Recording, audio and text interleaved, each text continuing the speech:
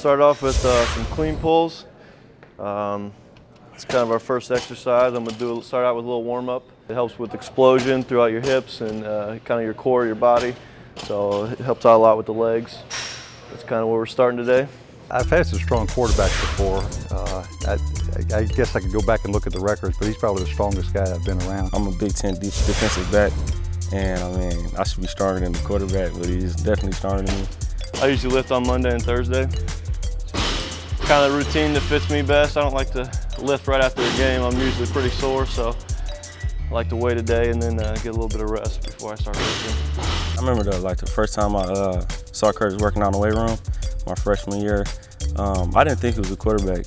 I thought he was like a linebacker or something, because he had like so much weight on there, like with his bench press. Well, I added probably 40 to 50 pounds on my bench, and so now it's kind of something that's gone up a little bit each time. I'm up to about 260 or 365. On bench right now. You know, here's a guy that plays a position that's basically a finesse position, but he gets in there and tries to improve himself and his strength all the time to help him as a player and just to be in better shape in general. This is our workout, kind of designed, designated to each day. We'll have a different day, different week. We'll lift twice a week this week, so you'll have this day is the first day, and then we'll have another sheet for the second day in our lift. There'll be different activities and things like that. Having a good work ethic innately, it shows, and people see that, and they obviously feed off of that. Just working hard and showing everybody the type of effort that I put into it in the weight room.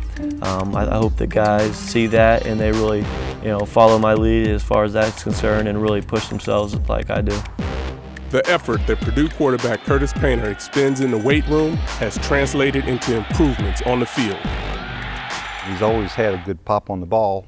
It jumps out of his hand pretty good, and I know the strength has helped that. A lot of the core strength things that we do, power cleans, those really work a lot on hips, and squats work a lot on your legs, and that translates to being able to throw the ball, and really putting a lot into it and getting your hips involved in the throw. And that just kind of adds to the velocity and things like that. The more I can put on and the more weight I can get and kind of the more muscle I build, it helps me sustain a lot of hits. Anytime a quarterback takes a hit, part of the process of being able to get back up again and that kind of thing is based on your ability to train yourself and physically be strong enough to withstand that contact. So right now we're going to go into squats. Kind of goes along with the clean pulls. Kind of your core strength, your legs is kind of one of the major parts of it. Painter's weight training may have increased his velocity and durability, but there's one facet of the game that still remains unchanged.